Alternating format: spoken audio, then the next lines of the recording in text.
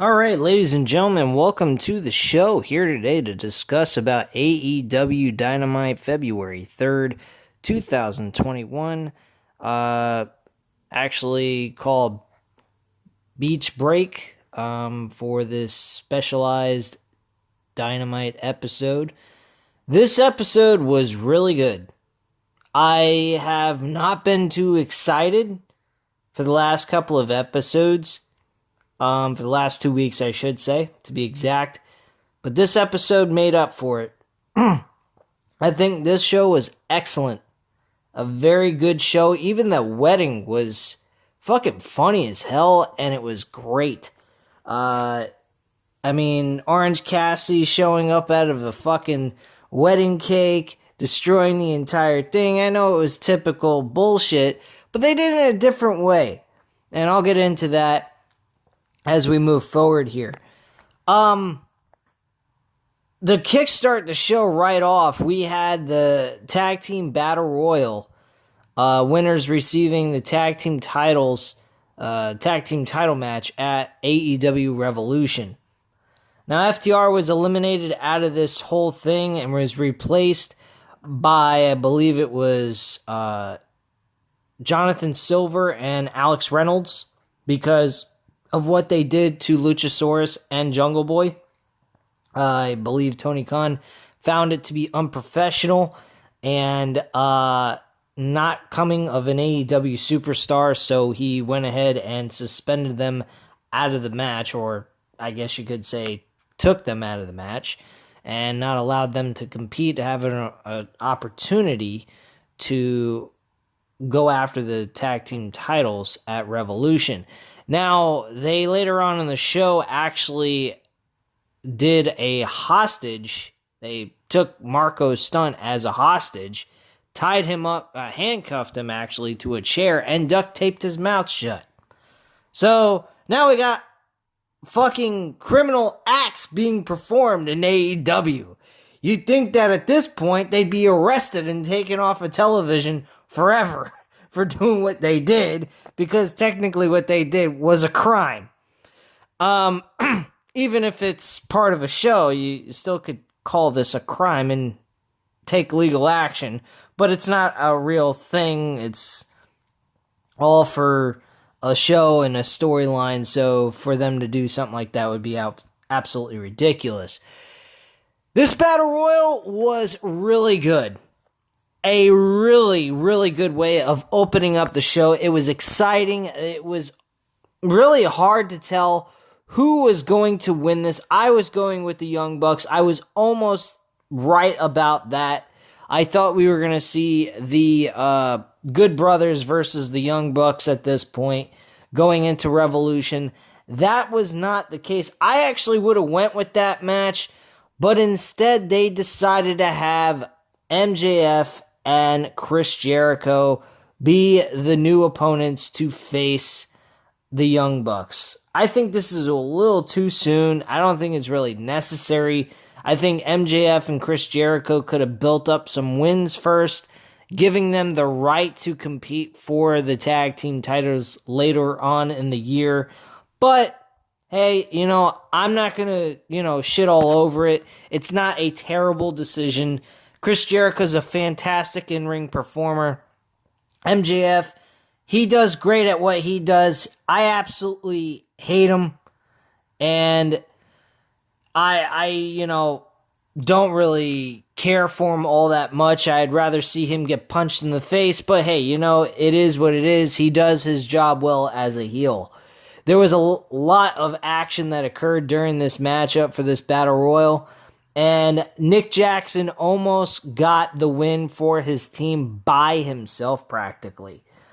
Chris Jericho accidentally eliminated Sammy Guevara from the match by accident, but was it really an accident, or was it Chris Jericho trying to get a win for him and MJF, with MJF already eliminated from the match? It was actually the late part of the match, I should say. But Jericho goes ahead, accidentally eliminates his own faction member out of the matchup for them getting an opportunity for Sammy Guevara and Sammy Guevara and Jake Hager. I personally, again, like I said, Jericho and MJF, I don't think are really something they had to go with right away. I think this could have been saved for another pay-per-view, like Double or Nothing or something like that. But hey, it is what it is. Maybe this is a way of progressing the storyline for the Inner Circle and getting this over and done with the Inner Circle. Because after this match, we saw later on in the show Chris Jericho celebrating, getting excited about his entire team as if his entire team won the Battle Royal and only him and MJF won, technically. But he was trying to be nice. He wanted to celebrate with his team and so forth. And he was excited and everything else. And Sammy Guevara says, you say that we won. We actually won when in reality it was just you and MJF.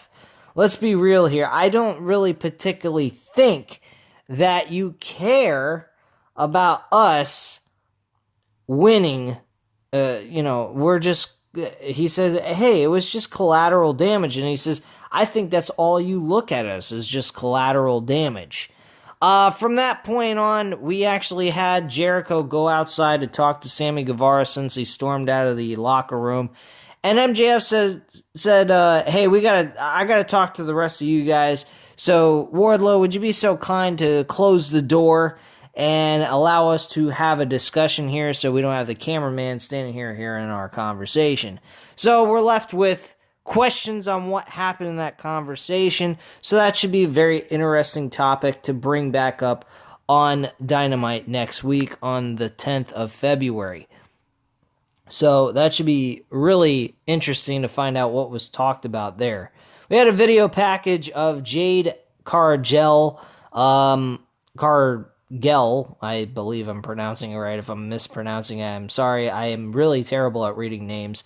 Was working out in a gym, so we got a video. She's a very strong woman. She reminds me of Chyna in a way, only without the steroid use. I think Chyna probably did steroids more than likely. So we had a segment with Tony Schiavone in the ring, introducing the AEW TNT champion Darby Allin and Sting into the ring. Tony announces Allin is defending his title next week against Joey Janela. Now, I don't particularly like the idea of Joey Janela being the challenger for the TNT Championship. He has not been exactly what you call a winner on Dynamite. Maybe on Dark, but I don't even watch Dark. I don't really pay much attention to it. I have so much fucking wrestling on this channel that it's ridiculous. I at least produce 3 to 4, even sometimes maybe 5 videos a week now at this point, now that I'm starting to gain some momentum on this channel and really enjoying doing these videos for you guys.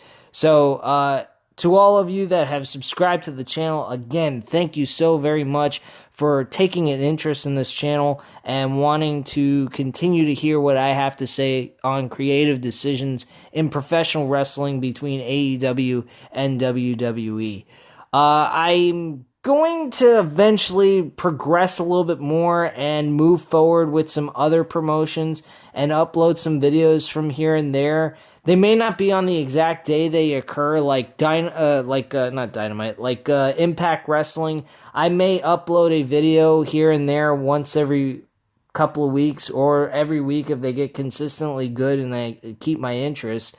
But yeah, I may actually start uploading Impact episodes and discuss that with you guys to see what you guys think and see if I get any more viewership on those videos, if you guys are actually interested in that. By the way, guys, if you'd like to leave a comment down below and let me know if you guys are interested in that, I greatly appreciate it to get an idea if you guys even would give a shit about me uploading another video based on Impact Wrestling. So I'm not wasting my time doing that and, you guys not even giving a flying fuck about it. So please let me know in the comments down below if you'd like to mention anything about that, if you're very interested in me producing a Impact Wrestling episode reviews on a weekly basis or not. I greatly appreciate it. So anyway, after that announcement, Team Taz shows up on the big screen, and Taz says they are stuck outside tonight because of what they did last week, beating the shit out of staff members outside by the merchandise stand outside the arena. But next week, they'll be watching closely. He mentions that then Starks talks some trash about their upcoming street fight. Back to the ring, Sting takes the mic and says he'll be around next week as well to make sure that this is a one-on-one match and the odds are even for Darby Allin to defend his title so he won't get screwed out of his championship by Taz and his goons. He tells Starks that when he looks into Sting's eyes, he doesn't see the same man anymore. Maybe he should take a closer look. Both wrestlers head to the back, and that's basically the end of that promo. This whole situation with Sting, I'm feeling like he would be a mentor for Darby Allin, but I also feel like he's getting pushed into this wrestling, I guess you could say format or position, this wrestling position where he's an in-ring performer. I honestly don't think this is really necessary as a performer for Sting to actually be in the ring and wrestle. I don't think that is the necessary thing for him to have to do. I think it's kind of a stupid thing for them to do that. But, hey, seeing Sting back in the ring after 2 matches in WWE being terrible as fuck. One match where he should have beat Triple H, in my opinion, because I didn't figure he was going to be one and done in WWE from that. And then the match he had with Seth Rollins, with that injury that he got from the powerbomb into the turnbuckle, didn't do him any good. Thankfully, healed up from that, and apparently he's got the clear from the doctors that he can perform again. So I'm very happy about that, but at the same time, I don't particularly think that this is necessary for him to perform in a wrestling ring anymore. Hopefully this is a cinematic match and not an actual street fight where he performs in the ring and it just goes outside into the backstage area or something. Next thing was on the card was Brett Baker versus Thunder Rosa. This was actually a good match. I was impressed. Thunder Rosa and Brett Baker put on a decent match. I actually enjoyed this. And Thunder Rosa, I don't care what anyone says. Anyone ever says Thunder Rosa doesn't sell moves, they're out of their fucking mind. Because at the end of this match, there was a turnbuckle removed by Reba, Brett Baker's protege or manager, whatever the fuck you want to call her, or sidekick. And she removed the middle turnbuckle. And things started getting a little bit crazy by that turnbuckle, and eventually Brett Baker not really slingshot, but kind of put her in like had her in the form of a rock bottom and just tilted her backwards to have her head smash right into the middle turnbuckle that was exposed. And Thunder Rosa was out like a fucking light. She sold that like crazy. She was limped. She was unconscious. She wasn't responding to shit. And then she was put in the lockjaw submission hold that Brett Baker likes to perform to make her opponent submit. And she was so damn knocked out that it was a stoppage by the referee for knockout. So at this point, we had a doctor show up to check on Thunder Rosa. She's helped out of the ring by the doctor and a referee. So, fantastic job by Thunder Rosa. She sold the shit out of that move. And anyone that says she doesn't sell stuff are out of their fucking minds. So, we get a thing from last week pretty much telling us why Matt Hardy and Hangman Page are tag teaming tonight against Chaos Project.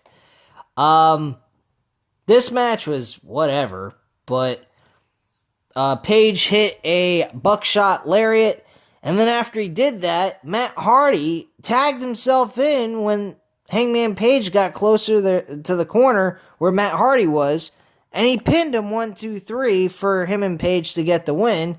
And Page was like completely confused on why the fuck he did that for. He did all the work and he tags himself in for a 1, 2, 3. It's a little unprofessional. So, whatever. I don't know where that's going at this point. I'm getting a feeling that Matt Hardy and Hangman Page will be going one-on-one at the Revolution pay-per-view, which I'm not totally against, but it is what it is. So, in February, we got an announcement that there will be a Women's World Championship Eliminator Tournament to find out who will be the number one contender for the women's title in AEW. We're going to be getting 16 women for this tournament. 8 from US and 8 for Japan. That's fucking interesting. That is really, really interesting. So that should be a fun little thing to watch. I don't know if they're going to be showing the Japanese matches on Dynamite, or they're going to be just, trying to get people interested in, talking about, going ahead and trying to watch in other places and, for like different subscriptions to other promotions or some shit just to be able to see it. I'm not sure one way or another. I'm sure they will explain how people will be able to view the Japanese wrestlers performing for this tournament. I'm very certain.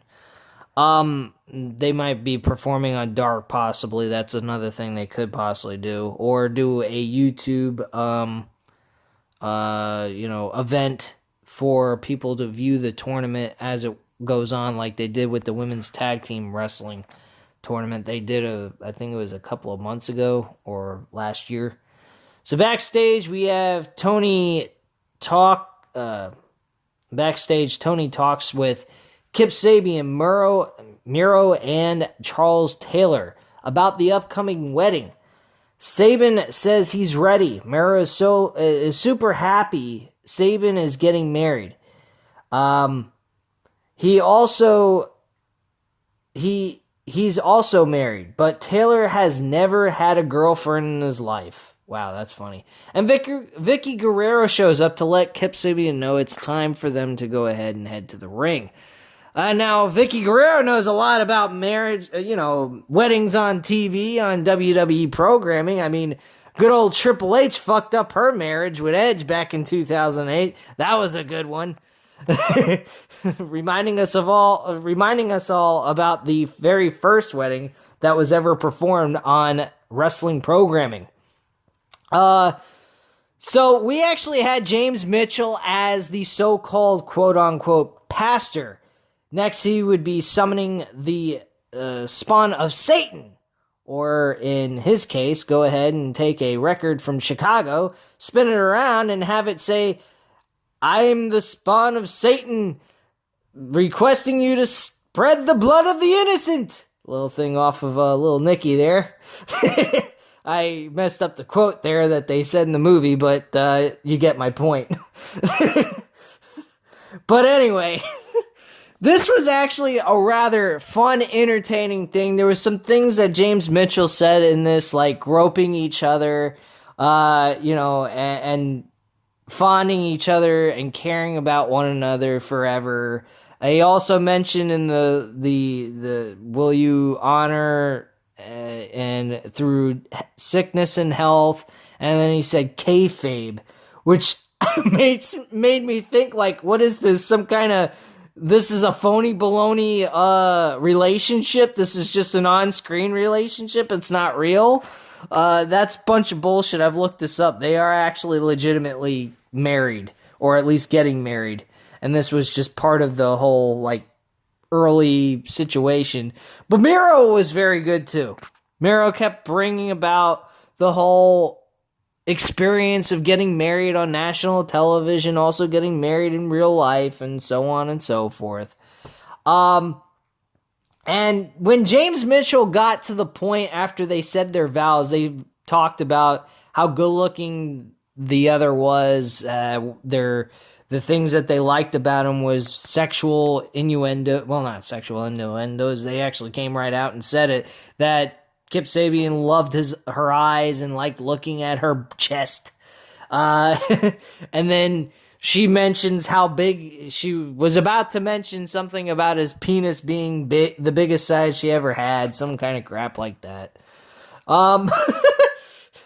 So, eventually, we get to James Mitchell saying, if anyone believes that these two lovebirds do not belong together, please speak now. And then Miro cuts him off and says, no. I've been through this shit before. We're not gonna have that part. Let's just skip through that bullshit and let's move forward right to the part where they say I do. So they get right to that and they say I do.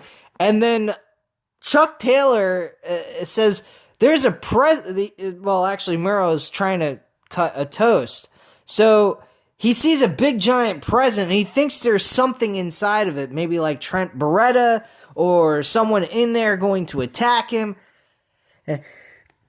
Sorry about that. I sneezed. But he goes on to say that, this is a bunch of bullshit. He attacks the fucking present. There's nothing in there. He throws it on the ground. He tells Chuck Taylor to go pick it up and clean it up.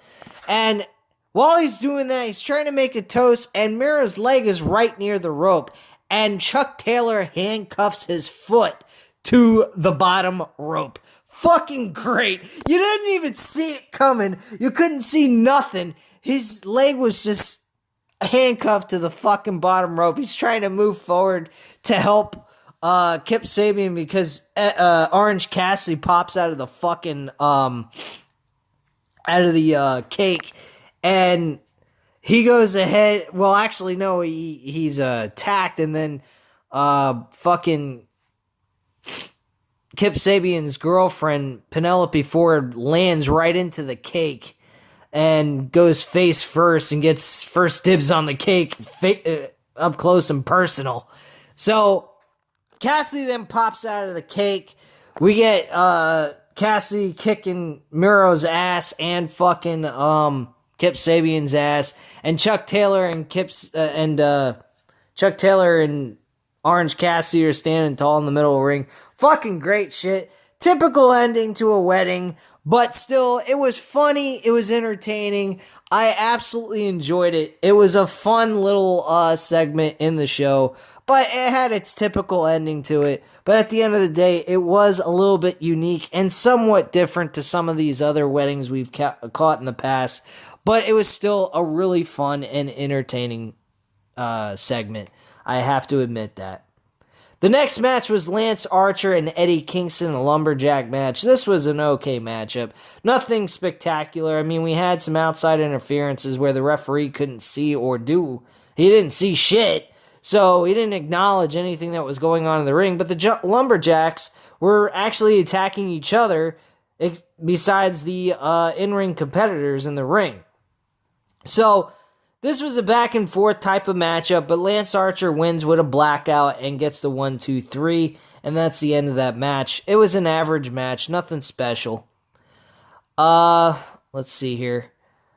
We then get a breakdown on what's going to be happening next week with Darby Allin versus Joey Janela for the TNT Championship, Chris Jericho and MJF against the Acclaimed, Cody Rhodes and Lee Johnson versus Pretty Peter Avalon and Caesar Bonita. Okay. Whatever. We then get a backstage segment with Joey Janela, which was nothing special there. And then the main event. Folks, this main event made this entire show great. The Good Brothers and Kenny Omega beat Jon Moxley and Pac. Jon Moxley, Pac, and Rey Fenix. This match was fucking great. WWE has made us hate six-man tag team wrestling. AEW just made me a fan of this shit. This was fucking fun as hell. These guys were doing bone-crushing maneuvers to one another. These guys were killing each other. It felt like a pay-per-view type of matchup, even though it was a six-man tag team match. And they were putting on a quality match. And well worth a main event. This was fun as shit. And at the end of the day, Rey Fenix ate a magic killer by Gallows and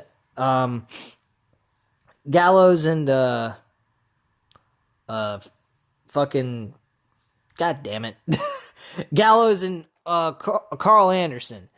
And actually, Omega hits the V trigger on Pac as Gallows gets the 1-2-3 on Phoenix, and that's how the match ends. Overall, in the middle of the match, oh Jesus, we had Rey Fenix and Pac perform double moonsaults that were picture perfect, beautiful shots of them doing that. Absolutely loved that shit. Thought that was great. Charlotte, you ought to go back and watch this match. You might learn something from a moonsault, since every time you perform it, it looks beautiful, but you never connect correctly with your opponent. You ought to learn how to do that. It's not all about how great looking it is, how good of a maneuver you make it look. It's how you connect with it as well, you know? So, yeah, Charlotte, you may want to go back and take a look at that and see how real in-ring performers are supposed to actually perform that move where it connects and looks devastating instead of just, you know, a complete flop like your career has been the last few years. Anyway, after the match is over, we get a group stomping on Phoenix. Moxley gets in the match, in the ring, but is dropped. Lance Archer's music hits, and he clears out Anderson and Gallows, leaving Moxley and Omega in the ring. From behind, though, Moxley is blinded and is attacked by Kenta.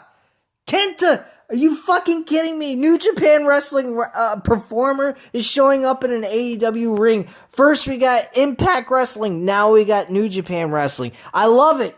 I fucking love it. New Japan Wrestling being in this is great. This is good for business. This is something I'm looking forward to.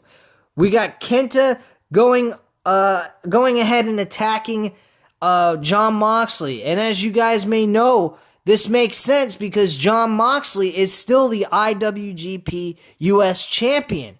So this is actually the reason why Kenta attacked him, because he's the number one contender for that title.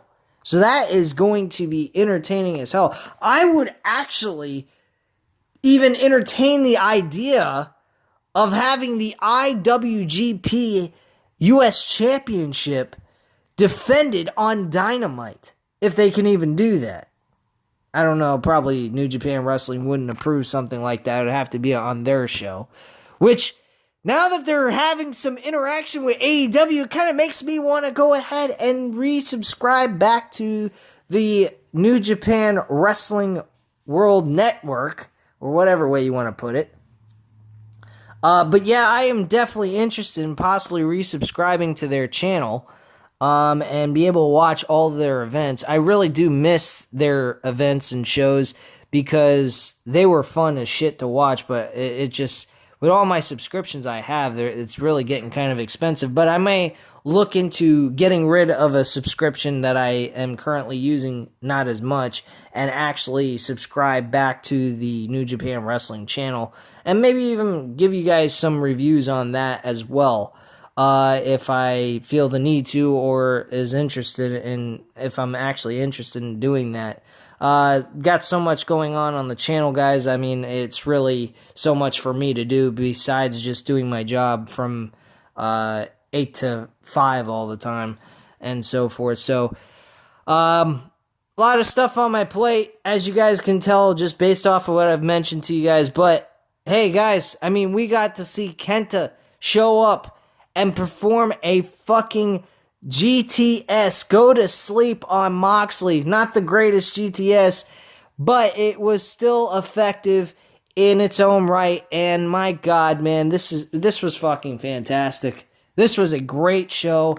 I really enjoyed watching it. It was a lot of fun. And hey, Brett Baker did good against Thunder Rosa. We had a couple of other good matches besides the main event being the best part of the show. And I'm extremely happy and stoked at what I got to watch here tonight on Wednesday night for Dynamite. So at this time, guys, leave your comments down below. Hit the like button if you like the video, and hit the subscribe button if you're not already subscribed to the channel. And I thank you very much for watching, and have a great night, guys. Bye.